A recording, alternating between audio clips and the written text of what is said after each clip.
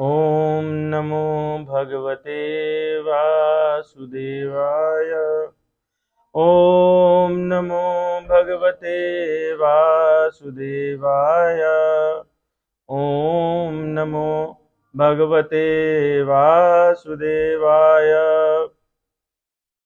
तो आप सबका बहुत बहुत स्वागत है।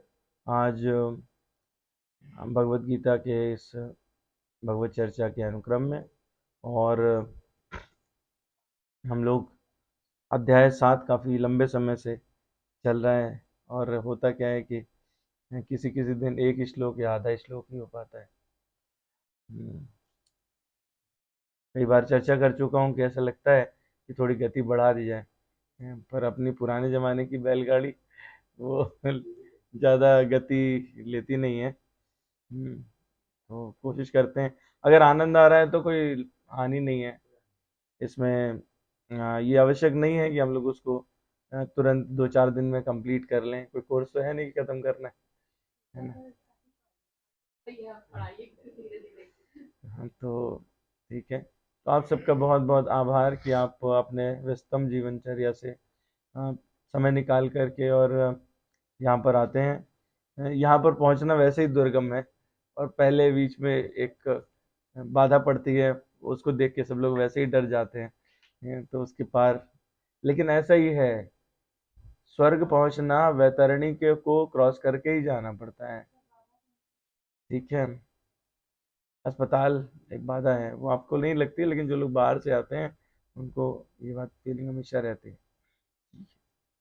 वो उस हिस्से में नहीं जाना चाहते, वो डरावना होता है उनके लिए। तो लेकिन जो इन बाधाओं से नहीं डरते, जो निर्भय रहते हैं, वही अपने गंतव्य तक पहुंच पाते हैं। और निर्भय कौन रहता है? वो जिसने भगवान का आश्रय ले लिया हो, है ना। वो जो कि भगवत गीता पढ़ता हो, क्योंकि हम लोग गीता महात्म्य में पढ़ते हैं, भय शोकादि वर्जिता विष्णु पद्माप्नोति, भय शोक आदि वर्जिता। तो उसको ना भय रहता है ना शोक रहता है। कौन? वो लोग जो भगवत गीता का आश्रय ले लेते हैं। तो आप सभी लोग निर्भय लोग हैं और बहुत ही सुकृति लोग हैं, ऐसा मुझे लग गया है। तो आप सबका बहुत बहुत स्वागत है।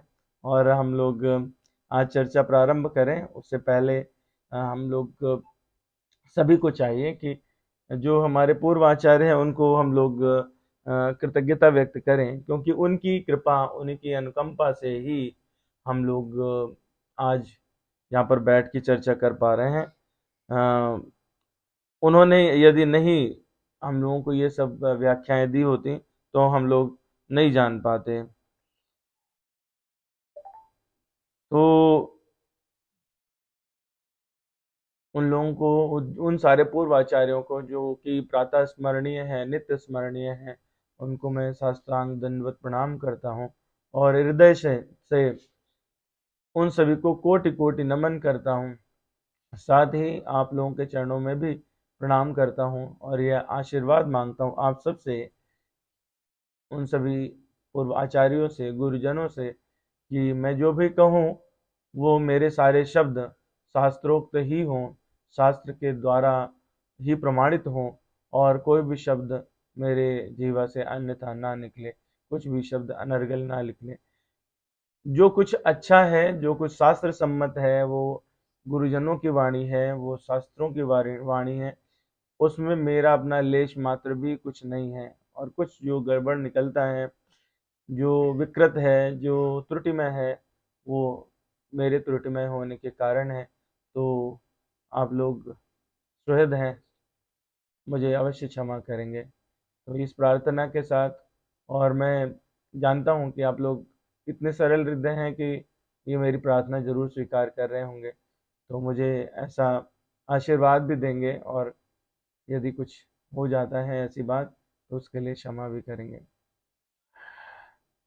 तो पहले हम लोग हमेशा जैसे नित्य करते हैं, पाठ प्रारंभ करने से पहले मंगलाचरण कर लेते हैं और फिर आगे बढ़ते हैं। वर्णानामर्थसङ्घानां रसानां छन्दसामपि मङ्गलानां च कर्तारो वन्दे वाणी विनायकौ श्री भवानी शंकरौ वन्दे श्रद्धा विश्वासरूपिणौ याभ्यां विना न पश्यन्ति सिद्धा स्वान्तास्तमीश्वरम् वन्दे बोधमयं नित्यं गुरुं शङ्कररूपिणं यमाश्रितो हि वक्रोऽपि चन्द्रः सर्वत्र वन्दते सीतारामगुणग्रां पुण्यारण्यविहारिणो वन्दे विशुद्धविज्ञानौ कवीश्वर कपीश्वरौ उद्भवस्थितिसंहारकारिणीं क्लेशहारिणीं सर्वश्रेयस्करीं सीतां नतोऽहं रामवल्लभाम् वागर्ताविव सम्पृक्तौ वागर्तप्रतिपत्तये जगतः पितरौ वन्दे पार्वती परमेश्वरौ कर्पूरगौरं करुणावतारं संसारसारं भुजगेन्द्रहारं सदा वसन्तं हृदयारविन्दे भवं भवानी सहितं नमामि। ॐ अज्ञानतिमिरान्धस्य ज्ञानाञ्जनशलाकया चक्षुरुन्मीलितं येन तस्मै श्रीगुरुवे नमः। श्रीचैतन्यमनोभीष्टं स्थापितं येन भूतले स्वयं रूपा कदा मह्यं ददाति स्वपदान्तिकम् वन्देऽहं श्रीगुरो श्रीयुतपदकमलं श्रीगुरून् वैष्णवांश श्रीरूपं साग्रजातं सहगण रघुनाथान्वितं तं सजीवं साद्वैतं सावधूतं परिजनसहितं कृष्ण चैतन्य देवं श्रीराधा कृष्ण पादान् सहगण ललिता श्री विशाखान् वितांश। हे कृष्ण करुणा सिंधो दीन बंधो जगतपते गोपेश गोपिका कांत राधा कांत नमोस्तुते। तप्त कांचन गौरांगे राधे वृंदावनीश्वरी वृषभानुसुते देवी प्रणमामि हरिप्रिये। वाञ्छाकल्पतरुभ्यश्च कृपा सिन्धुभैव च पतितानां पावनेभ्यो वैष्णवेभ्यो नमो नमः। श्री कृष्ण चैतन्य प्रभु नित्यानंद श्री अद्वैत गदाधर श्रीवासादि गौर भक्त वृंद। हरे कृष्ण कृष्ण कृष्ण हरे हरे हरे राम राम राम हरे हरे। शान्ताकारं भुजगशयनं पद्मनाभं सुरेशं विश्वाधारं गगनसदृशं मेघवर्णं शुभांगं लक्ष्मीकान्तं कमलनयनं योगभिर्ध्यानगम्यं वन्दे विष्णुं सर्वलोकैकनाथं। यं ब्रह्मा वरुणेन्द्र रुद्रमरुतः स्तुवन्वन्ति दिव्यैः स्तवैर्वेदैः साङ्गपदक्रमोपनिषदैर्गायन्ति यं सामगाः ध्यानावस्थिततद्गतेन मनसा पश्यन्ति यं योगिनो यस्यान्तं नाविदो सुरासुरगणा देवाय तस्मै नमः। गुरुर्ब्रह्मा गुरुर्विष्णु गुरुर्देवो महेश्वरा गुरुर्साक्षात् परब्रह्म तस्मै श्री गुरुवे नमः। ओम वेदाय गुरुदेवाय विद्महे गुरु परम गुरुवे धीमहि तन्नो गुरु प्रचोदयात्। ओम परम तत्वाय नारायणाय गुरुभ्यो नमः। ओम गुम गुरुभ्यो नमः। ओम गुरुभ्यो नमः। बोले गुरुदेव भगवान की। बोलिए श्री श्री राधा श्याम सुंदर भगवान की। वृंदावन बिहारी लाल की। श्री सीताराम भगवान की। उमापति महादेव की। पवन सुत हनुमान की जय। आप लोगों को ये बात ज्ञात नहीं है, काफ़ी लंबे समय से जो हम लोग मंगलाचरण करते हैं, कोई अगर आपसे कहे कि आपने भागवत पुराण का कोई श्लोक पढ़ा है, तो उसका उत्तर है हाँ, ये जो श्लोक है ये भागवत पुराण का श्लोक है। और यह श्लोक जितने पुराण का जो निचोड़ है ना, उसी को वर्णन करता है। मैंने इनको बरबस जानबूझकर ये श्लोक इस तरह से मंगलाचरण कहीं पर इस तरह से दिया नहीं है। इसमें रामचरितमानस के श्लोक हैं, भगवत गीता के जो भूमिका वाला हिस्सा है वहाँ के श्लोक हैं, और भागवत पुराण के श्लोक हैं।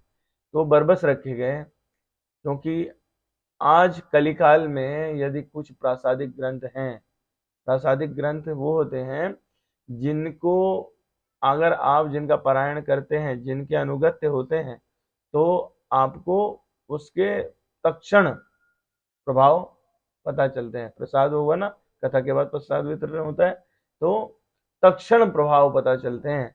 तो रामचरितमानस, भागवत पुराण और श्रीमद् भगवत गीता, भगवत गीता तो आप श्रवण कर ही रहे हैं, रोज घर जाके पढ़ते ही हैं, है ना? 4-6 श्लोक रोज पढ़ रहे हैं ना? कौन कौन पढ़ रहा है? अच्छी बात है। तो और इसमें हमने इसलिए मंगलाचरण में महामंत्र भी रखा है, और वो जिनके अनुगत्य होकर के हम लोग अगर आगे बढ़ें तो हमारा जरूर कल्याण होगा। वो सारे इसलिए मंगलाचरण करना आवश्यक है। मंगलाचरण ये उतना ही इम्पोर्टेंट है जितना स्कूल जाने के लिए अपने बैग में सामान रखना। अगर आप बैग में बुक्स नहीं हो, ड्रेस नहीं पहने, तैयारी नहीं करें सही से, तो स्कूल में पढ़ सकेंगे क्या? नहीं। तो बल्कि मतलब उससे कहीं ज़्यादा महत्वपूर्ण है, जब आप देखते हैं तो आपको पता चलता है कि होमवर्क करना और तैयारी करना और टिफिन रखना और बैग बनाना और जाना, ये सारे जो है वो वहाँ पढ़ने की क्रिया मात्र 20% ही है, 80% की क्रिया बाकी है। स्कूल का जो टाइम है अगर किसी बच्चे का, तो कितना, 6 घंटे का। बाकी क्रियाओं में अन्य बाकी घंटे लगते हैं ना, 18 घंटे। तो 18 घंटे 6 का कितना हुआ, 3 गुना। ठीक है, तो अगर आप 24 में से 6 का भाग लेंगे तो क्या मिलेगा, 25%। ठीक है, तो 25% की क्रिया ही है पढ़ना।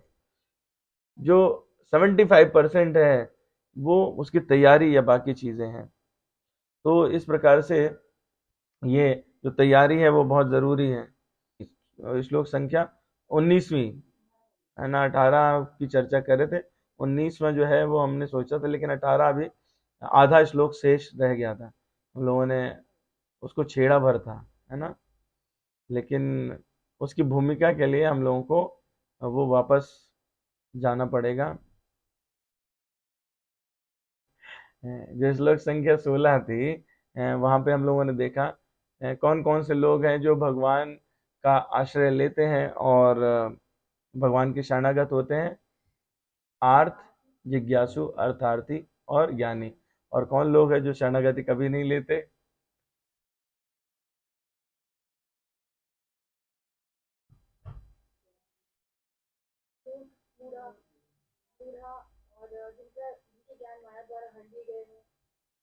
न मां दुष्कृतिनो मूढ़ाः प्रपद्यन्ते नराधमाः। ठीक है, मायया अपहत अज्ञाना आसुरम भावम आशिता। सब लोग देखो संस्कृत समझने लगे हैं, है ना? तो ये बात है। नहीं नहीं, आप लोग मन से सुन रहे हैं इसलिए। तो उसमें जो है सबसे निकृष्ट कौन था जो शरणागति नहीं लेते? मूड तो निकृष्ट नहीं था सबसे, मूड तो मतलब ऐसा था जिसके कन्वर्जन के बहुत चांसेस थे। आसुर भाव, आसुर भाव वाले जो हैं उनकी कभी वापसी के चांस होते नहीं है, रावण की कैटेगरी के लोग हैं वो। ठीक है, और फिर हम लोगों ने देखा कि 4 तरह के लोग हैं जो भगवान, जिनकी भगवान की शरण लेते हैं, जो तो उनको हम लोग सुकृति के नाम से जानते हैं। इस पर काफ़ी चर्चा हो गई। और फिर हम लोगों ने देखा कि ज्ञानी जो है वो भगवान कहते हैं कि मुझे विशेषकर उससे प्रेम है। ये भी देखा कि कौन लोग शुद्ध भक्त बन सकते हैं, कौन लोग बन सकते हैं, चारों। ठीक है, कॉन्सेप्ट क्लियर हो गए हैं। तो चारों तब बन सकते हैं जब भौतिक लाभ की इच्छा से इस कलम से अपने को मुक्त मुक्त कर लें। ठीक है, और फिर हम लोग आगे बढ़े और हम लोगों ने सबसे अच्छा देखा कि ज्ञानी है। भगवान ने फिर एक श्लोक में कहा, तेषाम ज्ञाने नित्युक्त एक भक्तिर विशिष्यते, प्रियो ही ज्ञानिनोत्यर्थम महम साचा मम प्रिय। है तो उनमें से कौन ज्ञानी क्यों है? क्योंकि वो नित्युक्त है और एक भक्ति यानी अनन्य भक्ति वाला है। तो अनन्य भक्ति के विषय में हम लोगों ने समझा, नित्युक्त के विषय में हमने समझा। जो हमेशा भगवान को जानने के लिए तत्पर रहे वो कहलाता है नित्य युक्त। और जो भगवान की भक्ति करे वो कहलाता है अनन्य भक्त। ठीक है, जिसके लिए जब हनुमान जी मिलते हैं भगवान राम से, तो वहां पर भगवान ने अनन्यता की परिभाषा में हनुमान जी को कहा है ये बात, सो अनन्य जाके असीमति न टरई हनुमंत, मैं सेवक सचराचर रूप स्वामी भगवंत। तो अनन्य जाके, कौन है अनन्य? जिसके ऐसी मति ऐसी बुद्धि कभी अपनी जगह से हिलती नहीं है, यानी दृढ़ बुद्धि वाला है। क्या बुद्धि में रखता है? कि मैं सेवक, मैं दास हूं। सचराचर रूप, पूरा जो विश्व है, जो ब्रह्मांड है, वो क्या है? चर अचार, चर और अचर। वो किसका रूप है? वो मेरे स्वामी भगवान का रूप ही है। तो सभी लोग भगवान हैं और वो मेरे स्वामी हैं और मैं भगवान का नित्य दास हूँ। यह जो बात है ये बुद्धि में इस प्रकार से बैठ जाए, इतनी दृढ़ता से कि कभी यह बात चूके नहीं, ये मन से हटे नहीं, तो वो कहलाती है अनन्यता। तो जब ज्ञानी इस मार्ग पे बढ़ता रहता है बढ़ता रहता है, तो उसको प्रेम उत्पन्न हो जाता है, आसक्ति उत्पन्न हो जाती है और वो एक अनन्य भक्त बन जाता है। तो दो ये चीजें जो हैं वो हम लोगों ने देखी थी। उसके बाद हम लोग जो है इस श्लोक पे चर्चा कर रहे थे। उदारा सर्व एवैते ज्ञानी त्वात्मैव मे मतम, आस्थिता साहि युक्तात्मा मामेवानुत्तमां गतिम। तो इसमें हम लोग चर्चा कर रहे थे कि भगवान क्या कह रहे हैं। निसंदेह ये सारे उदार चेता व्यक्ति हैं। उदार चेता मतलब उदार चित्त वाले, किंतु मेरे जो ज्ञान को, जो मेरे ज्ञान को प्राप्त है, उसे मैं अपने ही समान मानता हूँ। वो मेरी दिव्य सेवा में तत्पर रहकर मुझे सर्वोच्च उद्देश्य को निश्चित रूप से प्राप्त करता है। तो पिछली बार हमने निवेदन किया था कि उदार भगवान जो है वो जब भगवान से सब कुछ ले रहे हैं तो कहना ही चाहिए था मैं उदार हूं जो इन सबको शरण में लेता हूं। लेकिन भगवान उल्टा कह रहे हैं यहाँ पे कि ये सारे उदार हैं जिन्होंने मेरी शरण ली है। चारों जो भक्त हैं, चारों कैटेगरी के लोग, ये चारों उदार हैं और श्रेष्ठ भाव वाले हैं, इस इन्होंने मेरी शरण ली है। तो हम लोग जो है वो चर्चा ये कर रहे थे कि ये उदार भगवान ने क्यों कहा है इनको। और बिल्कुल हमने क्या बात की थी कि आ, जो भगवान हैं उन्होंने, गोस्वामी तुलसीदास जी ने उनके विषय में लिखा इसी प्रकरण में कि वो कैसे उदार रहते। तो जहां पर नाम चर्चा हो रही है, तो हम लोगों ने इसको पिछली बार गाया था।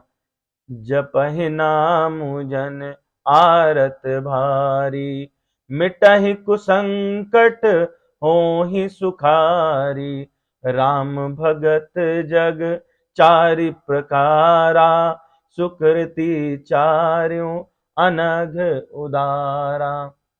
है तो चार प्रकार के भक्त हैं और वो कैसे हैं? वो चारों ही सुकृति वाले हैं, है ना। वो चारों के चारों सुकृति वाले हैं। और जिसमें भगवान क्या कहते हैं कि जो सबसे जो चार हैं, चारों के चारों चतुर हैं क्योंकि वो मेरी शरण ले रहे हैं। लेकिन उनमें सबसे श्रेष्ठ कौन है? चहु चतुर कहूं नाम आधारा। चारों चतुर हैं, क्यों है? क्योंकि उन्होंने नाम का अवलंबन ले रखा है, नाम का आधार ले रखा है।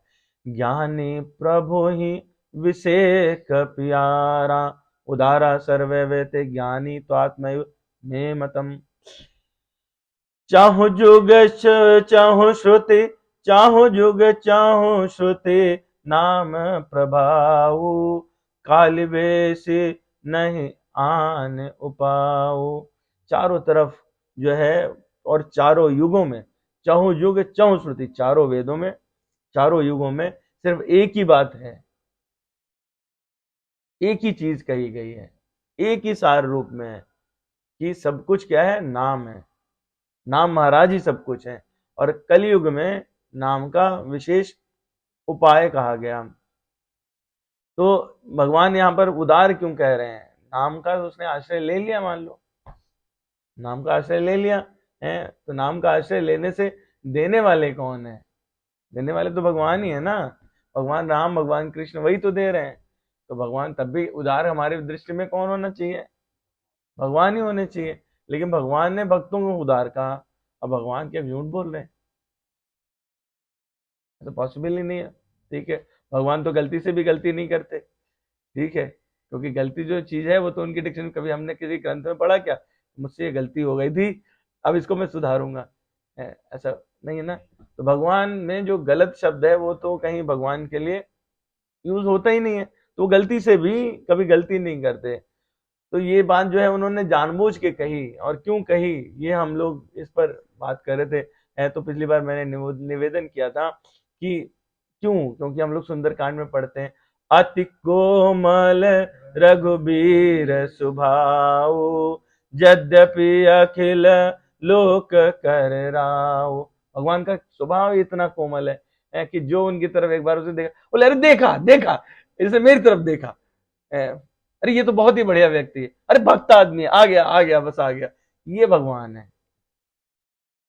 भगवान इतने हर्षित हो जाते हैं, कोई एक बार उनकी दृष्टि उनकी तरफ देख ले, आर्त भाव से देख ले, चाहे वो जिज्ञासु भाव से देख ले, ज्ञानी के भाव से देख ले, उनकी तरफ देखे बस, तो वो कहते हैं अरे ये तो मेरा परम भक्त है, बस आ गया देखो, ये तो उस श्रेणी में आ गया। इसलिए भगवान जो है वो उनको उदार कह देते हैं।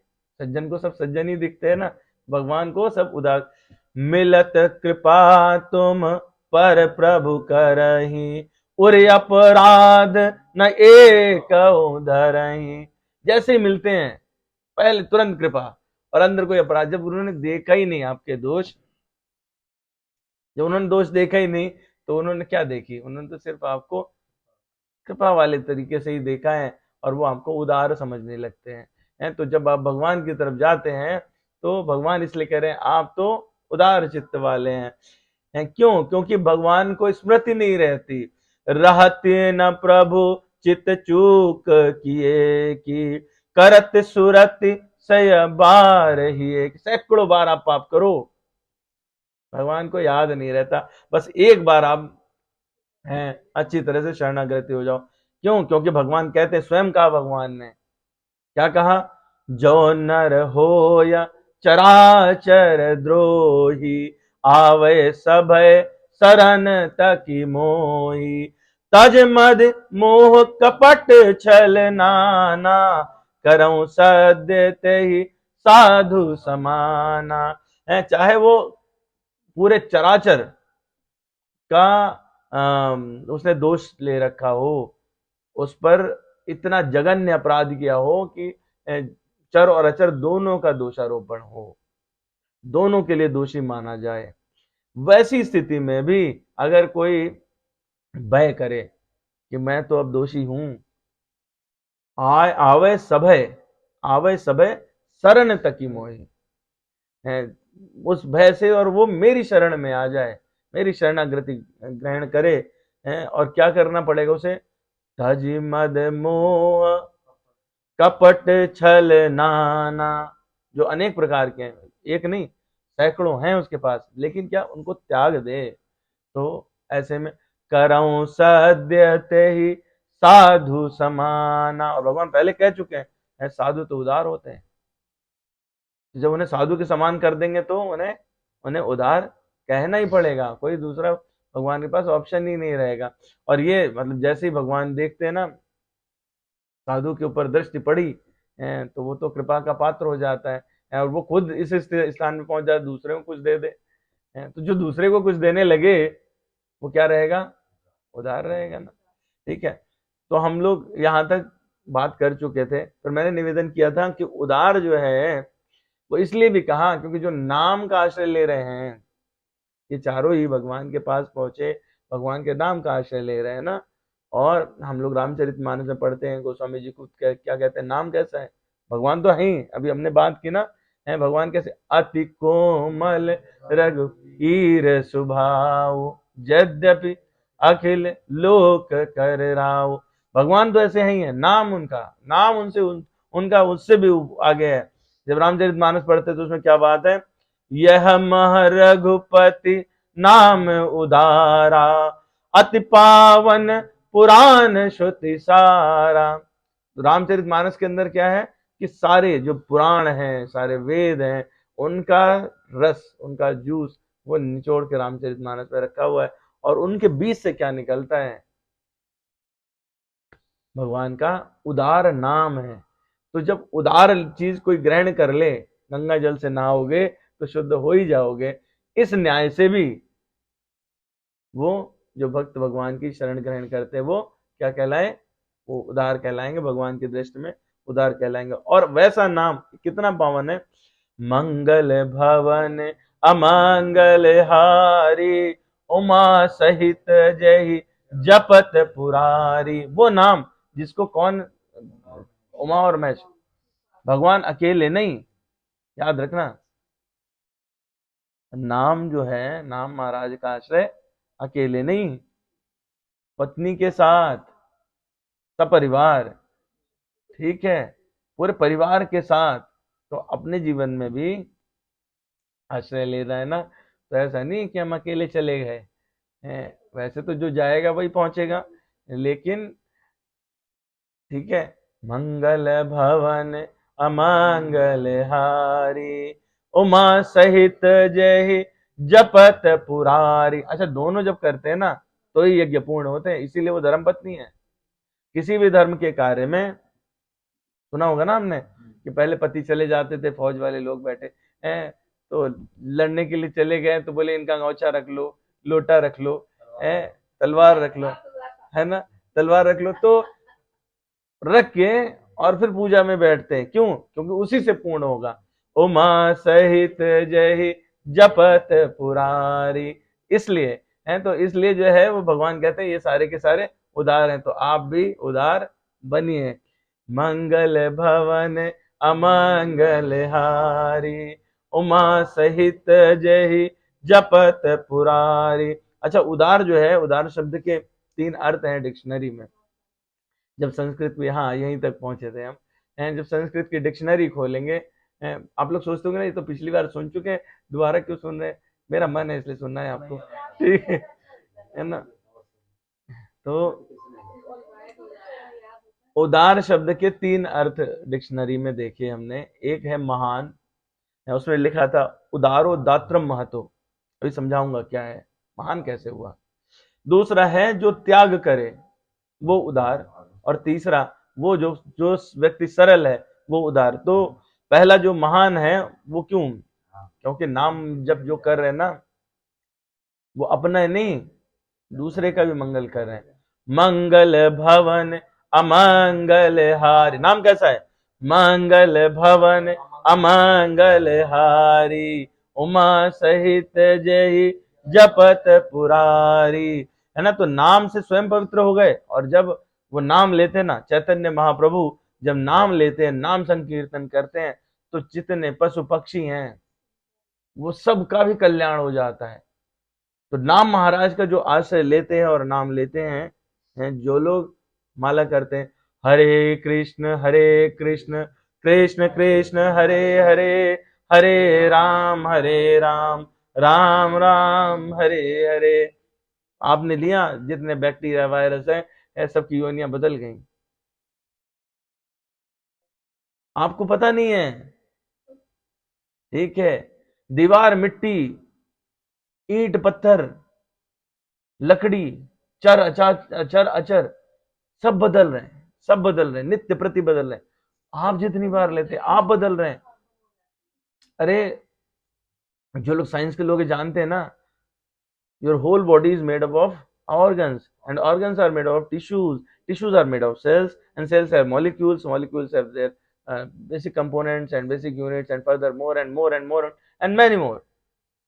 So if you go to the very basic thing, that is atom, and in the atom there is neutron, proton, electron. That's it. That is what you people know. तो वो जो बेसिक है परमाणु और अणु, वहां पर भी परिवर्तन हो रहा है। तो जब परमाणु और अणु में परिवर्तन हो रहा है तो लकड़ी नहीं बदलेगी क्या? धूल मिट्टी नहीं बदलेगी क्या? बदलनी है, 100% बदलनी है, गारंटी है, बदलेगी बदलेगी। ठीक है। और जो एक एक कण को, एक एक चीज को बदलने की क्षमता रखती है, तो उसका जो लोग आश्रय न ले वो तो क्या कहलाएंगे? मोर कहलाएंगे, है कि नहीं? तो मूर्ख तो ही है। तो इस तरह से क्या है, जो लोग नाम भगवान का सहारा ले रहे हैं वो क्या, उदारो दात्रम महतो, वो महान है इसलिए राम नाम का सहारा लिया, महान है, खुद तरे दूसरे को भी तारा, भगवान को नहीं उदार कहना ही पड़ेगा। ठीक है। अब क्या है दूसरा, क्या है दूसरा, जो त्याग करे। भक्त क्या करता है? भक्त तो सब कुछ छोड़ देता है। ठीक है। कुछ भक्त रहते हैं वो लहसुन प्याज छोड़ते हैं, कुछ जो है नॉन वेजिटेरियन खाना छोड़ देते हैं, कुछ पब में जाना छोड़ देते, कुछ मदिरा पान करना छोड़ देते, कुछ धूम्रपान करना छोड़ देते, उससे भी और आगे बढ़ते हैं, कुछ कुछ अपनी खराब वृत्तियां छोड़ देते हैं, छोड़ते हैं ना। बहुत सारे सांसारिक कार्य छोड़ देते हैं भक्ति के लिए। फिर एक टाइम ऐसा आता है जब वो अपना अहंकार छोड़ते हैं, अपना क्रोध छोड़ते हैं, अपना मोह छोड़ते हैं। मोह क्या है? रावण है। जो रामचरितमानस का रावण है उसको गोस्वामी जी ने लास्ट में जाकर के लंका कांड में उसको कहते हैं मोह। मोह के 10 सिर हैं, वो दशानन है। तो वो अपना मोह भी छोड़ देता है। क्यों? क्योंकि उसने अनन्य प्रेम डेवलप कर लिया। तो जब जो इतना त्याग करे भगवान के लिए, सब तो छोड़ता ही जा रहा है। एक पकड़ने के लिए, एक पकड़ने के लिए उसे सब छोड़ा, तो उदार कौन हुआ? वो भक्त हुआ, भक्त हुआ, वो भक्त हुआ, उदार हुआ भगवान को। इसीलिए भगवान को क्या कहना पड़ा? उदारा सर्व एवेते ज्ञानी त्वात्मैव मे मतम। अब क्या तीसरी बात थी कि वो सरल होता है। तो जितने राम भक्त होते हैं, कृष्ण भक्त होते हैं, वो बहुत ही सरल होते हैं। और सरल कौन होते हैं?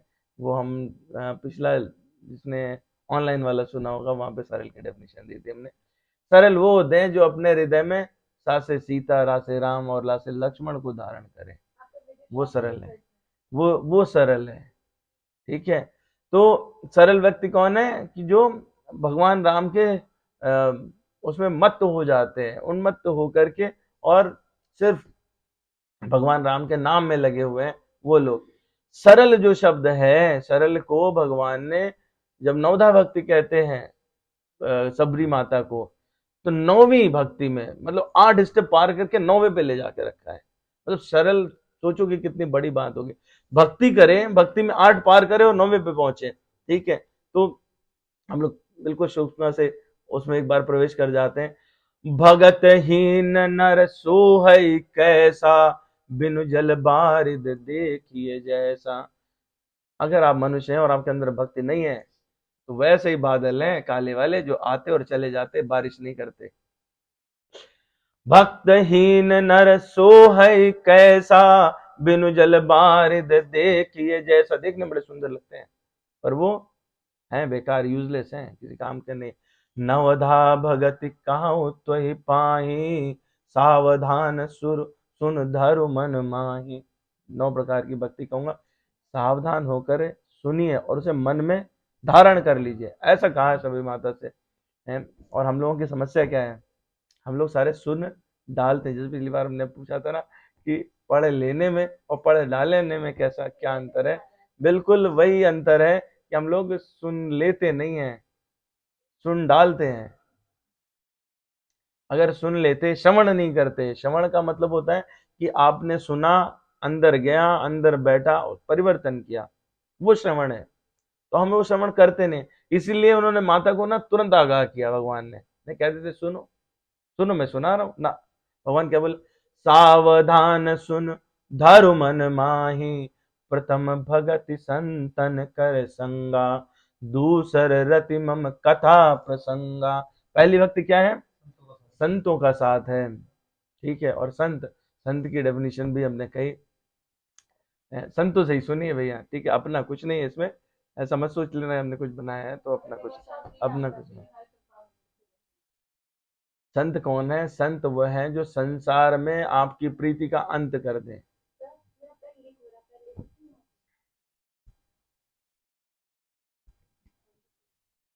तो वो है जो संसार से आपकी प्रीति का अंत कर दें, वो है संत। तो संत जो है पहले इसलिए, जब उनके पास आप उनके कांटेक्ट में जाएंगे हैं तो इधर की प्रीति कटेगी और उधर की बढ़ेगी, ठीक है। इसलिए आपको संत के पास जाने की सलाह दे। तो प्रथम भगत संतन कर संगा, दूसर रति मम कथा प्रसंगा। दूसरी क्या है कि मेरे जो कथा और प्रसंग हैं, जो कथाएं हैं जो हमारे नाम की चर्चा है, उसमें जिसका मन लगने लगे, वो दूसरी भक्ति है। और ये कैसे होगा? ये पहले से ही होगा। और भगवान ने मतलब पहले शुरुआत कहां से की? सावधान सुन धरु मन माए, श्रवण, श्रवण, पहला श्रवण, ठीक है। तो जब खूब ध्यान से सुनेगा कोई, तो वो क्या करेगा? संतों की तलाश करेगा, संतों के पास पहुंचेगा। संतों के पास पहुंचा तो वहां पे कैसी बात होगी? संसारिक नहीं, भगवान की चर्चा होगी, भगवत चर्चा। दूसर रति मम कथा प्रसंगा है, और उनमें से आपको कोई मन में भा जाएगा, जो उनमें से कोई मन में भा जाएगा। तो गुरु पद पंकज सेवा, तीसर भगति अमान। तो आप क्या करते हैं? किसी को गुरु रूप में स्वीकार करके उसकी सेवा करना शुरू करते हैं। भगवान यही बात जो है 5वां श्लोक है 4थे अध्याय का, आई थिंक, तद्विधि प्रतिपा प्रणिपातेन परिप्रश्नेन सेवया, उपदेशन्ति ते ज्ञानम ज्ञानिनः तत्वदर्शिना। भगवान कहते हैं वहां पे तद्विधि प्रति प्रणिपातेन, मतलब उसी विधि के हिसाब से आपको साष्टांग प्रणाम करना चाहिए, उनके चरणों में बैठ जाना चाहिए। वो विधि जिसमें उनको कष्ट ना हो, जो शास्त्रोक्त विधि है। और फिर उनसे आप अपना प्रश्न करें। कैसे करें? सेवा करते हुए करें, प्रश्न से भी सेवा हो, ऐसे करें। कटुवचन ने बताइए महाराज जी भगवान के कितने रूप होते हैं? भगवान कहेंगे, गुरु जी महाराज कहेंगे 2 घंटा आप धरेंगे भी सही हो जाओगे। बहुत बार क्या होता है, हम घर से ही ऐसा भाव लेके जाते, बोले मैं ये तो 5 बातें पूछूंगा, कितना नॉलेज है चेक करता हूँ जाके। मैक्सिमम लोगों का ऐसे ही रहता है, आप जब देखेंगे तो मन में कहीं ना कहीं ऐसे भाव होते हैं, ठीक है। ऐसा नहीं करना, सेवा करनी है। गुरु महाराज आप बता रहे थे ये बात जो है वो थोड़ा इस मामले में मुझे संदेह है, संशय है, मुझे प्रकट नहीं हुआ, ऐसी वाणी। और जो सच में मन में है वैसा प्रश्न, तो गुरुपद पंकज सेवा, तीसर भगति अमान। लेकिन ये कैसे करना है? अपना मान छोड़ करके। भगवान कहे, गुरु भगवान कहते हैं कि यहाँ लौटते रहो कीचड़ में, तो मतलब हम कुछ है नहीं, लौटते रहना, ये वाली फीलिंग। चौथी भगति मम गुण गण करे, कपट तज ज्ञान। चौथी भगत क्या है? भक्ति क्या है? आप पहले संतों के पास गए, उनसे सुना, उनमें से किसी को गुरु चुना है, फिर उनकी सेवा की, अपना मान छोड़ा, छोड़ दिया ना, तो उदार बनना है। आ गई उदारता, यहीं से आ गई, ठीक। उदार बनना अब क्या है कि आपने जब अपना मान छोड़ दिया, अपना रहा ही नहीं, तो कपट रहेगा क्या? कपट कब आता है? बोले यार ये सामान मुझे नहीं मिला, ये उसके पास अधिक है। ईर्ष्या, ईर्ष्या कपट की जननी है, मोह कपट की जननी है। मेरे बच्चे को मिले, इसके बच्चे को ना मिले। तो ईर्ष्या मोह कपट की जननी। जब आपका मान ही नहीं है तो किसके लिए करोगे? छूट जाएगा। तो छूटा ना। तो चौथी भगति मम गुण गण करई कपट तज ज्ञान है। और सिर्फ अब उसने सुना है जो, वो तो वही गाएगा। जो श्रवण मार्ग से सुनता है वो मुख मार्ग से बाहर निकलता है। जो आपने श्रवण मार्ग से सुना वो मुख मार्ग से बाहर निकलेगा। तो श्रवण से भगवत भक्ति सुनी, वो मुख से निकलने वाली है। मंत्र जाप मम दृढ़ विश्वासा। और जब ऐसा करने लगता है तो उसको जो मंत्र गुरु महाराज ने दिया, जो राम नाम भगवान ने दिया है, उस पर उसको दृढ़ विश्वास हो जाएगा, निष्ठा प्रकट हो गई। ठीक है, निष्ठा प्रकट हुई। और निष्ठा से क्या हुआ? पंचम भजन सुवेद प्रकाशा। और एक बार जैसे निष्ठा प्रकट हो जाती है ना, तो पुराण वेद ये हृदय में प्रकाशित होने लगते हैं। आपको पढ़ने की आवश्यकता नहीं होती। जो आप कहोगे वो वेद का वाक्य होगा, और जो आप बोलोगे वो पुराण से ही आया है। क्योंकि आप उसके अन्यथा कुछ कह ही नहीं सकते। आपको भले ही ना पता चले, आप कोट भले ही ना कर पाओ कि वो पद्म पुराण के इस हिस्से का ये लाइन है, या गरुड़ पुराण से ये, लेकिन आप जो बोलोगे वो सब शास्त्रोक्त ही होगा, क्योंकि वो स्वयं प्रकाशित हो जाता है। ये मंत्र जाप जो आप करते हो उसका प्रभाव है। तो मंत्र जाप मम दृढ़ विश्वासा, पंचम भजन सुवेद प्रकाशा, छठ दम शील बिरति बहु कर्मा, निरत निरंतर सजन धर्मा। छठी क्या है? छठी है कि आप जो है हर चीज में अपने को नियम से बांध लेते हो। आप में शीलता आ जाती है, दयालुता आ जाती है। आप जब देखते हो ना, सब पे स्नेह करना प्रारंभ कर देते हो। और जब ऐसे करोगे तो आप क्या बन जाओगे? यही तो सज्जनों का धर्म है, यही तो संतों के चिन्ह है। संत से शुरुआत हुई थी, संत ही बनने लगे। ठीक है, तो ये आप सज्जन बन जाते हैं। सातव सम महिमय जग देखा। सातवें में सब जगह मेरे जैसा ही दिखाई देता है, मैं दिखाई दे रहा हूँ। ठीक है, भगवान ही भगवान है, ये भी भगवान, वो भी भगवान। एटम में भी, इलेक्ट्रॉन में भी, न्यूट्रॉन में भी, प्रोटॉन में भी, टिश्यू में, सेल में, ऑर्गन में, इनमें उनमें सब में। ठीक है, सब भगवान है। ऐसी वाली दृष्टि हो जाती। सातों सम मोहि मैं जग देखा, मोते संत अधिक करि लेखा। और जब ऐसी दृष्टि हो जाए तो भगवान कह रहे हैं ना कि मुझसे भी ज्यादा संत प्रभावशाली हो जाते हैं उस समय। मोते संत अधिक करि लेखा। और इसीलिए गोस्वामी जी ने जब वंदना करते हैं तो वहां पे कहते हैं, सिया राम मैं सब जग जानी, करहूं प्रणाम जोरी जुग पानी। दोनों हाथ जोड़ के सबको प्रणाम करता हूँ, क्योंकि मुझे सब में सीताराम ही दिखाई पड़ते हैं। ये संत हैं, वही गोस्वामी होते हैं जो जिनको इस स्थिति में पहुंच जाते हैं। लेकिन यही नहीं रुक जाना है, ये तो अभी सातवें पे है। आठवां बता रहे भगवान। आठों जथा लाभ संतोषा, सपनों नहीं देखें पर दोषा। जब सब में भगवान देखोगे तो आप में किसी में दोष दिखाई देगा क्या? जब ये भी भगवान है वो भी भगवान है तो दोष तो दिखेगा ही नहीं।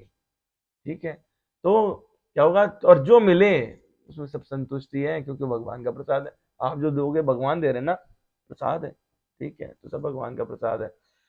ऐसे में जब कुछ दोष नहीं दिखा और सब में सीताराम दिखे तो कैसा हो जाएगा वो? नवम सरल सब सन छल ही ना, मम भरोसे ही हरस नदीना। तो उसके अंदर जब कोई दोष नहीं देख रहा, तो स्वयं जब दोष रहित है, दूसरे में दोष दर्शन नहीं करता है, तो प्राकट्य हो जाएगा ना हृदय में सीताराम लक्ष्मण का, अंदर प्राकट्य हो जाएगा। और वो क्या कहलाएगा? सरल कहलाएगा। तो नौवीं भक्ति है सरल, वो उदार शब्द का अर्थ है। तो वो 8 स्टेप पार करके 9वीं भक्ति की बात करे भगवान है, तो उसको उदार कहेंगे कि नहीं कहेंगे? उदार ही कहेंगे, कुछ और क्या कह सकते हैं। तो ये जो कुछ बातें हैं जो हमने निकाली, जो आपके सामने निवेदन की, जो प्रकट किया, ये किसी टीका में नहीं लिखा है। मैं हाथ जोड़ के प्रार्थना करता हूँ, बता रहा हूँ, किसी टीका में ऐसा नहीं लिखा है। अगर कुछ गलत हो, त्रुटि हो, तो जरूर क्षमा करें, क्योंकि ये किसी डायरेक्ट टीका से मैंने पढ़ा नहीं है ऐसे। भगवान जो है वो आगे भागवत पुराण में एक श्लोक है, कहते हैं अकामः सर्व कामो वा मोक्षाम उदारधीः त्रिवेण भक्ति योगेन यजेत पुरुषम परम। मतलब कि चाहे वो काम से या बिना काम से, अर्थात कामना युक्त होकर सकाम होके, या निष्काम होकर के, या कि मोक्ष की इच्छा से मेरा अगर नाम का स्मरण करते हैं, मेरी पूजा करते हैं, मेरा शरण लेते हैं, तो उनकी बुद्धि उदार धी है। अकाम सर्व कामो वा मोक्ष काम उदार धी। उदार धी मतलब उदार वृत्ति वाली बुद्धि है। तो जो भगवान की शरण लें किसी प्रकार से, वो बुद्धि उदार वृत्ति वाली होती है, ऐसा भगवान ने भागवत पुराण में कहा। इस श्लोक का आश्रय लेकर के ही मैंने पीछे आपसे वो सारी बातें कही हैं। अब भगवान उससे भी ऊपर बात करते हैं, क्या? साधवो हृदयम मह्यम साधु नाम हृदयम त्वहम मद्यन्नते ना जानन्ति ताहम तेभ्यो मनागपि। भक्तगण सदैव मेरे हृदय में वास करते हैं और मैं भक्तों के हृदय में वास करता हूँ। भक्त मेरे अतिरिक्त और मेरे सिवा कुछ नहीं जानता और मैं भक्तों को कभी नहीं भूलता। मेरे तरह शुद्ध भक्तों के बीच में घनिष्ठ संबंध रहता है। ज्ञानी शुद्ध भक्त कभी भी आध्यात्मिक संपर्क से दूर नहीं होते, इसलिए वे मुझे अत्यंत प्रिय हैं। तो भगवान ने ज्ञानी क्यों उन्हें अत्यंत प्रिय हैं, ये भागवत पुराण में और इस श्लोक में, इसके पहले वाले में भी भगवान ने बताया, क्योंकि वो नित्य युक्त हैं। और अब एक बहुत ही सुंदर बात है। उदार शब्द क्या क्या है कि मुझे कहीं व्याख्या मिल नहीं रही थी, तो इस पे शोध किया है, तो इसलिए बहुत सारा कुछ सामने प्रकट हुआ। वो आपके सामने बस खाली निवेदन का, जो अच्छा लगे वो ले लें, जो खराब लगे वो मेरे पास छोड़ के चले जाएं। भगवत गीता में हम लोग चौथे अध्याय में पढ़ चुके हैं। भगवान ने 11वें श्लोक में कहा है, ये यथा माम प्रपद्यन्ते तांस तथैव भजाम्यहम् मम वर्तमान अनुवर्तन्ते मनुष्या पार्थ सर्वशः। मतलब ये यथा माम प्रपद्यन्ते, जो जिस प्रकार से मेरी शरण ग्रहण करता है, जिस प्रकार से, जिस भाव से, तथांस तैव भजाम्यहम्, मैं उसी भाव से उसको भजता हूँ, मैं उस प्रकार से उसको फल देता हूँ। मम वर्तमान अनुवर्तन्ते मनुष्या पार्थ सर्वशः, और हे पार्थ प्रत्येक व्यक्ति सभी प्रकार से मेरे पथ का अनुगमन करता है।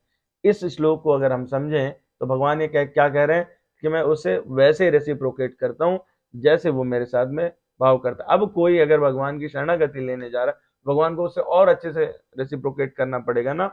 अब इसमें एक और अंदर मूल में जाके बात देखें तो क्या है कि वो व्यक्ति भगवान के पास जा रहा है। कोई दो व्यक्ति हैं, कोई भी दो व्यक्ति हैं, और उनमें से एक व्यक्ति पहले जाकर के उनसे कुछ निवेदन करे दूसरे से, तो दोनों में उदार कौन माना जाएगा? जिसने बात शुरू की। भगवान की मजबूरी है कि उसको उदार कहें, इसलिए भगवान क्या कह रहे हैं, उदारा सर्व एवते ज्ञानी सर्वा त्वमात्मैव मे मतम। तो वो व्यक्ति जो भगवान को पहले जाके भजता है वो इसलिए उदार कहलाता है। इसमें एक और भाव है कि जो लोग देवताओं को भजते हैं, भक्ति करते हैं, भगवान ने उनके लिए उदार, आगे आएगा, उनके लिए उदार शब्द का प्रयोग। ये चार लोग जो भगवान के पास गए, आर्त, जिज्ञासु, अर्थार्थी और ज्ञानी, लेकिन सिर्फ भगवान के पास गए, किसी और के पास नहीं गए, उनको भगवान ने उदार कहा है। जो दूसरों के पास जाते हैं, विभिन्न देवताओं के पास, या जो लोग देवता जिनको मान करके और उनके पास जाते हैं, जिनका शास्त्रों में वर्णन नहीं है, उनमें से क्या है कि वहां पे दुकानदारी है सारी। आप जितना दोगे उसके एवज में उतना आपको मिल जाएगा। भगवान के साथ में ऐसा नहीं है। भगवान क्या है कि जो आपकी आवश्यकता होगी उतना ही देंगे। क्यों? क्योंकि क्या रहता है, माता पिता जानते हैं इसकी जितनी आवश्यकता है उसको उतना देना है, उससे ऊपर अगर ये मांग रहा है तो फिर ये फालतू संग्रह कर रहा है, या फिर बर्बादी है, या फिर इसका नुकसान है। तो ऐसे में भगवान जो अहित की चीज है वो आपको देंगे नहीं, आप चाहे नाक रगड़ के मर जाओ। और कोई व्यक्ति जो ये बात जानता है कि जो कुछ मेरा पूरा होगा वो भगवान से ही पूरा होगा, और उस लोभ को छोड़ करके यानी देवी देवताओं को छोड़ कर भगवान के पास चला जाता है, उनकी शरणागति ग्रहण करता है, तो वो क्या हुआ, सब कुछ छोड़ के चला गया, तो वो उधार ही हुआ। भगवान के अलावा बाकी सारी चीजें संसार के भोग हैं, सुख संपत्ति इत्यादि है, वो प्रत्यक्ष दिखाई देती है, लेकिन भगवान के भजन में क्या हमें उतना सुख दिखाई देता है? नहीं। माला करने लगते हैं तो 100 विचार आते हैं, बोले अच्छा गोवा भी तो जाना था, टिकट हुए कि नहीं हुए, वो नया सीजन टीवी पे आने वाला था, क्या जमाना आ गया, न्यूज़पेपर में कैसी न्यूज़ है। उसी समय अपनी पत्नी की बुआ की बेटी की कोई रिश्तेदार, वो भी याद आ जाएगी। माला करते समय ये सारी चीजें होती हैं। इसका अर्थ क्या हुआ कि माला करना या भजन करना अपने को रुचता नहीं है, रुचता नहीं है। ठीक है, बहुत बार ऐसे होता है ना कि जो चीज अपने लिए अच्छी है वो अपने को रुचती नहीं है, लेकिन इस तरह की विषमता को झेलते हुए भी कोई यदि भगवान को याद करता है, कठिनाई कठिनाई फेस कर रहे हैं ना, परिश्रम कर रहा है, तो भगवान को क्या उसको फिर तो उदार कहना पड़ेगा ना। है तो जो संग्रह की लालसा छोड़ करके भगवान का भजन करे वो उदार हुआ। विनय पत्रिका में एक पद है, विनय पत्रिका तुलसीदास जी की रचना है, उसमें एक पद है, यह दरबार दीन को आदर रीति सदा चली आई। किसका है, मतलब भगवान के दरबार को कह रहे हैं वो, कि ये दीन का दरबार है, ठीक है, जहां पे सब कुछ मिलता है उसे। तो जो दीन का दरबार है, वह उस दरबार में जहां पर एक दीन को भी उदार की तरह देखा जा रहा है, तो भगवान ही तो कह रहे हैं उन्हीं का दरबार है, तो उन्होंने तो पहले ही संज्ञा दे रखी है कि वो उदार है। ठीक है, तो इस न्याय से भी उदार हो जाता है। और जो ज्ञानी हैं उनके लिए भगवान कहते हैं कि ज्ञानी को तो हम उदार क्या कहें, वो तो मेरा ही स्वरूप है, त्वात्मैव मे मतम। श्लोक देखिए ध्यान से, उदारा सर्व एवते ज्ञानी त्वात्मैव मे मतम, यानी जो ज्ञानी है वो तो मेरी आत्मा है, ऐसा मेरा विचार है, अपने समान समझ रहे हैं। तो आप अपने प्राण से कैसे प्यार करते हैं? भगवान का अगर कोई प्राण हो तो उसको भगवान कैसे देखेंगे? ऐसे ही देखेंगे, है ना? क्यों? क्योंकि क्या रहना अपने स्वरूप से। हम मनुष्य लोग तो इसके बहुत ज्यादा अच्छे जानते हैं ना। कभी आपने ऐसा देखा नहीं होगा कि गधा जो है शीशे के सामने खड़ा हो गया, वो मुस्कुरा रहा हो, बोले यार बड़ा सही दिख रहा हो आज तो। ये प्रवृत्ति मनुष्यों में है। बोले 4 बार देखें, बोले हम पुरुष लोग भी करते हैं, बोले ठीक है कि नहीं, एक सफेद बाल दिख रहा है क्या? ठीक है, स्त्रियों की बात नहीं करें, वो तो बेचारी मतलब अच्छी होती हैं, ज्यादा समय नहीं देती। हाँ, शीशे को समय बिल्कुल ही नहीं देती हैं, सही बता रहा हूँ आपको। तो क्या है कि अपने से प्रियता है। अगर कोई कहे, सपोज करिए शीशे में 2 लोग दिखाई दे रहे हैं, आप किसको निहार रहे होते हो? और बहुत ही सिंपल है, भगवान क्या कह रहे हैं, त्वात्मैव मे मतम, जिससे सहज प्रियता है, जिसको अपने प्राण की तरह समझ रहे हैं, तो वो तो उनके लिए सबसे ऊपर अपने आप ही हो जाएगा ना। है तो इसीलिए वो कह रहे हैं कि ज्ञानी त्वात्मैव मे मतम। और इसमें अनन्यता की बात भी है, ज्ञानी जो है वो धीरे धीरे ऊपर चढ़ के वो अनन्य हो गया, तो उसकी मति कैसी हो गई, सो अनन्य जाके ऐसी मति न टरे हनुमंत, ऐसी हो गई ना, मैं सेवक सचराचर रूप स्वामी भगवंत। इस पे चर्चा कर ली जाए क्या? हनुमान जी को ये उपदेश भगवान ने क्यों दिया, और वहां पे बड़ी विलक्षण बातें भगवान ने कही हैं। तो हम लोग थोड़ा सूक्ष्म से बल, लेट तो नहीं हो रहे ना कोई? आज ये श्लोक खत्म करके ही बंद करूंगा, ठीक है। तो वहां पे क्या होता है कि हनुमान जी जो है वो भगवान से मिलने गए, ब्राह्मण का रूप लेके पहुंचे हैं, और सुग्रीव ने भेजा कि देखो ये जो बनवासी दो पुरुष दिखाई दे रहे हैं, ये कहीं ऐसा तो नहीं बाली ने भेजे हो। और तो ऐसे में हनुमान जी ब्राह्मण का रूप लेके जाते हैं और पूछते हैं आप दोनों को कौन है। बोले हम दोनों तो अयोध्या के राजकुमार हैं और हमारी पत्नी खो गई, उन्हीं की तलाश कर रहे हैं। ठीक है, भगवान ऐसे जाहिर नहीं करते मैं जानता हूँ कि तुम हनुमान हो। हनुमान जी जो है वो पहचान लेते हैं कि ये तो भगवान राम है और मैंने तो इनके सामने ब्राह्मण वेश धरा। तो भगवान से शिकायत कर रहे हैं, कह रहे मैं तो जो है वो ऐसा हूँ कि मुझे तो माया ने ग्रस लिया, मुझे बहुत सारी ऐसी चीजें हैं, मैं इस कुल का भी हूँ, मैं आपको पहचान नहीं सका, पर आप भी मुझे नहीं पहचान सके। ये तो कोई बात नहीं हुई, हमारा तो बहुत पुराना रिश्ता है ना। ठीक है, जैसे हम लोग कहते हैं ना कि आप तो बड़े आदमी हैं, है ना, आप तो कम से कम कृपा दृष्टि करते हैं, हमारे जैसे हजारों लोग पर मुझ सेवक को तो ध्यान रखते हैं। तो हनुमान जी ऐसी बात करें तो हनुमान जी क्या कह रहे हैं, एक मैं मंद मोह बस कुटिल हृदय अज्ञान। एक मैं मंद मोह बस कुटिल हृदय अज्ञान। पुनि प्रभु मोहि बिसार्यो दीन बंधु भगवान। व्याख्या में नहीं जाऊंगा, बड़े अच्छे सुंदर सुंदर शब्द है इसमें। ठीक है, खाली इसी की व्याख्या करूंगा तो पूरा एक एपिसोड हो जाएगा। बस हनुमान जी अपने लिए कह रहे हैं कि आप तो बहुत बड़े हो और मैं तो कितना मतलब मूर्ख और वैसा हूँ। फिर आगे क्या कहते हैं, जदपि नाथ बहु अवगुण मोरे सेवक प्रभु पर जन भोरे। बहुत सारे अवगुण है मेरे अंदर, लेकिन है ना, नाथ जीव तब माया मोहा सो निस्तर तुम्हारे छुआ। है, मैं तो माया से ग्रसित हूं ना, सारे लोग माया से ग्रसित हैं, लेकिन आपका जो आश्रय ले ले है, जो आपकी जिसको कृपा मिल जाए ना वो तो पार हो जाता है। आपने मुझ पे कृपा नहीं करी है, आपने मुझे इसलिए है ना ऐसी दृष्टि नहीं रखी। तापर मैं रघुबीर दुहाई जानव नहीं कछु भजन उपाय। वो हनुमान जी जो निरंतर राम नाम का जप करते रहते, कह रहे मुझे भजन नहीं आता, मैं तो इतना पापी हूं कि मुझे भजन नहीं आता। सेवक सुत पति मातु भरोसे राही असोच बने प्रभु पोसे। जो सेवक रहता है वो स्वामी के माता पिता के उनके भरोसे पे पलता रहता है। तो मैं तो आपके भरोसे था कि आप जब मिलोगे तो मुझे पहचानोगे, और आज आपने मेरे साथ ऐसा कर दिया है। तो ये जो है वो जो शरणागति लेते हैं उनकी गति है, इसलिए चर्चा कर रहा हूँ। वो चार अगर इस भाव से शरणागति लेते हैं तभी भगवान उनको उदार कह रहे हैं। अस कही पर उच्चरण अकुलाई निज तन प्रगट प्रीति उर छाई।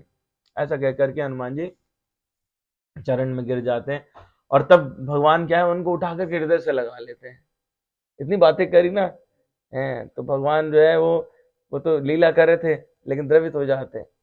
तब रघुपति उठाए और लावा लिज लोचन जल सींच जुड़ावा। आंखों से अश्रुधाराएं बह रही हैं। जो जिसे प्रेम रहता ना, छोटी सी बात कर दे, आपका बच्चा छोटी सी बात बोले मम्मी आप तो मुझे पसंद नहीं करते, आंख भर जाती है 1 मिनट में। लेकिन उस लेवल का प्रेम तो भगवान से करके देखो, देखो क्या मतलब भगवान जो है आप एक बूंद आंसू गिराओगे वो घड़ों उड़ेल देते हैं। ठीक है, ऐसे हैं भगवान ने क्या है हृदय से लगा लिया, आंखों में आंसू भर गए। कहते क्या, सुन कप जिय मानस जन ऊना तय मम प्रिय लक्ष्मण ते दूना। मुझे आपसे लक्ष्मण से ज्यादा प्यार है, मैं तो बस लीला कर रहा था। ठीक है, अपने को इतना छोटा नहीं बोल। भगवान यहाँ पर ना पंच लाइन देते सिर्फ इस चीज के लिए मैंने पूरा प्रसंग कहा।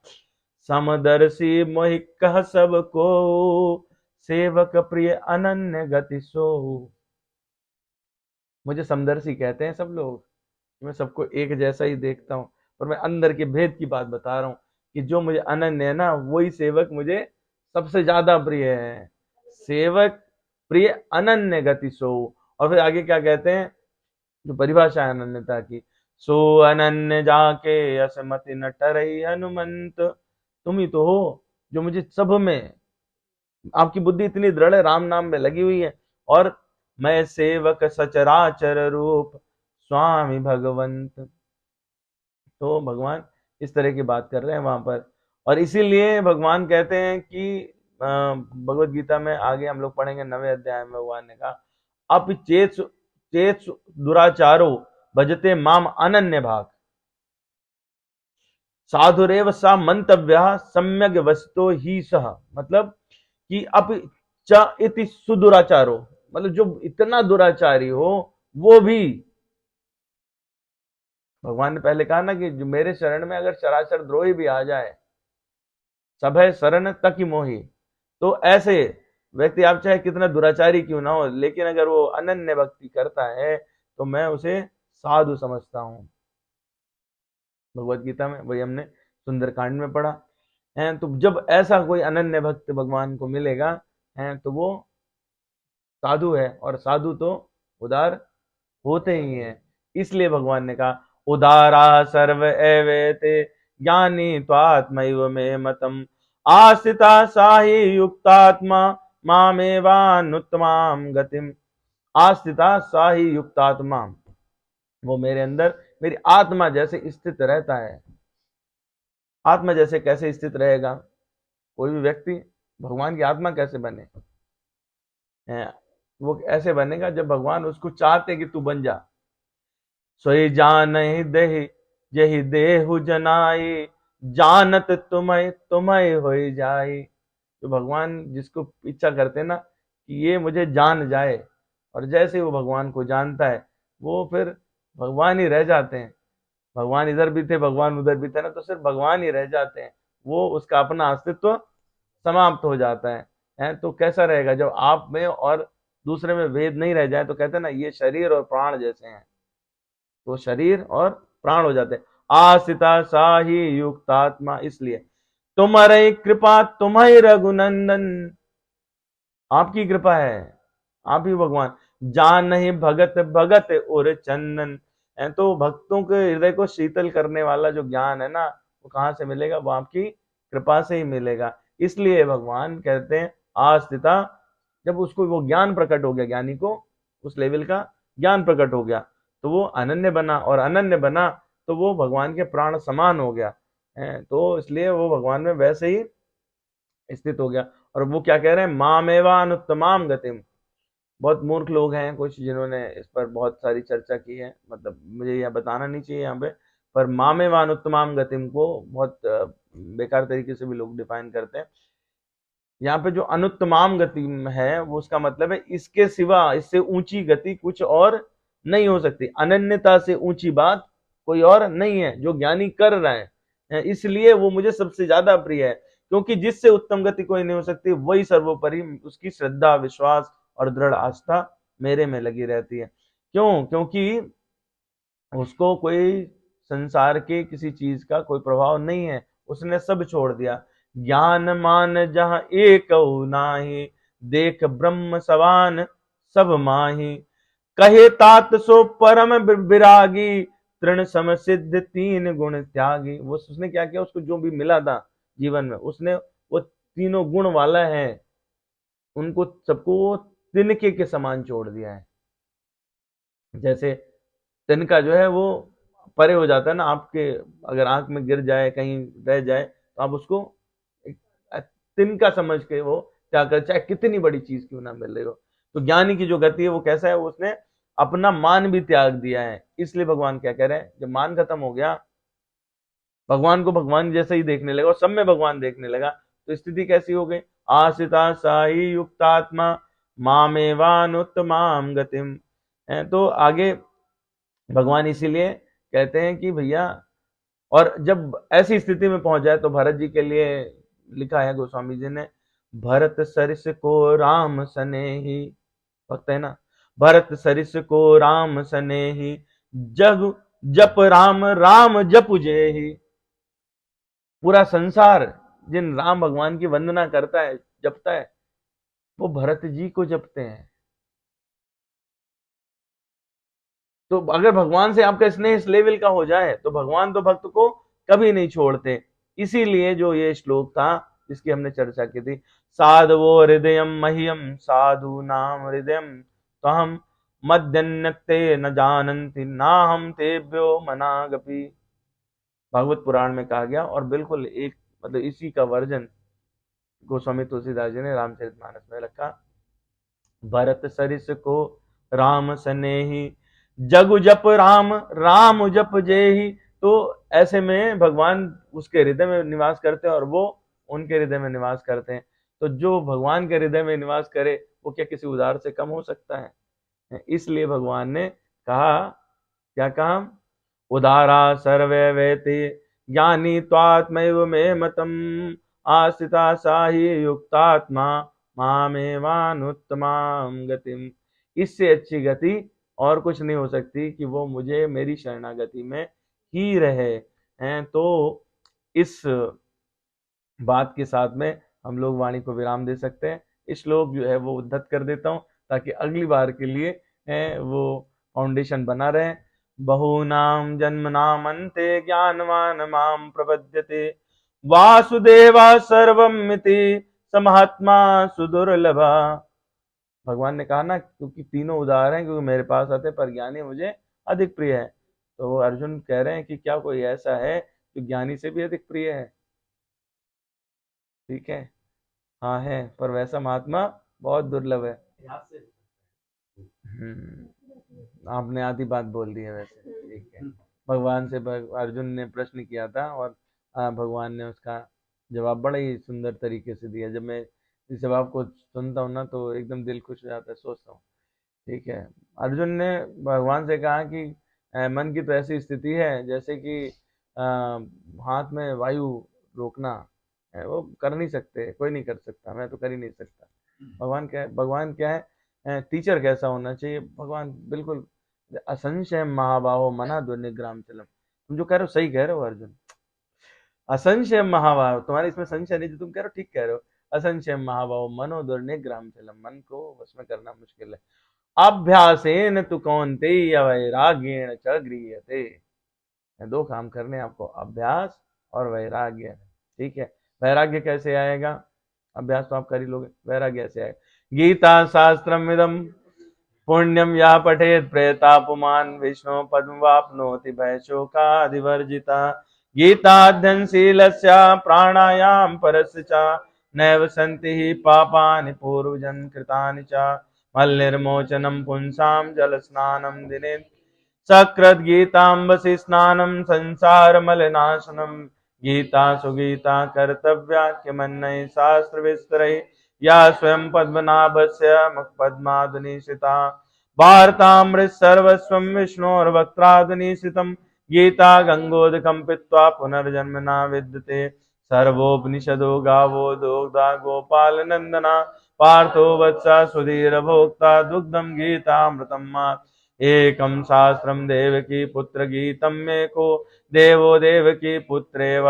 एको मंत्रस्तस्य नामानि यानि कर्माप्येकं तस्य देवस्य सेवा।